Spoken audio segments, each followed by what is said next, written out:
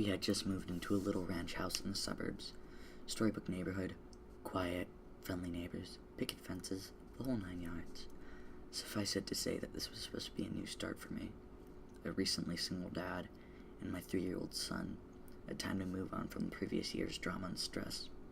I viewed the thunderstorm as a metaphor for this fresh start. One last show of theatrics before the dirt and grime of the past would be washed away. My son loved it anyway, even with the power out. It was the first big storm he'd ever seen. Flashes of lightning flooded the bare room of our house, imparting packed boxes with long, creeping shadows, and he jumped and squealed as the thunder boomed. It was well past his bedtime before he'd finally settled down enough to go to sleep. The next morning I'd found him awake in bed smiling. "I watched the lightning at my window," he proudly announced. A few mornings later, he told me the same thing. "You're silly," I said. "It didn't storm last night. You were only dreaming." "Oh." He seemed somewhat disheartened. I ruffled his hair and told him not to worry. There should be another storm soon. Then it became a pattern. He would tell me how he was watching lightning outside his window at least twice a week, despite there being no storms. Reoccurring dreams is that first memorable storm, I figured. It's easy to hate myself in hindsight. Everybody assures me there's nothing I could have done. No way I could have known.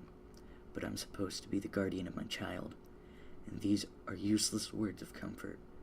I constantly relive that morning, making my coffee, pouring milk over my cereal, and picking up the newspaper to read about a pedophile local authorities had just arrested.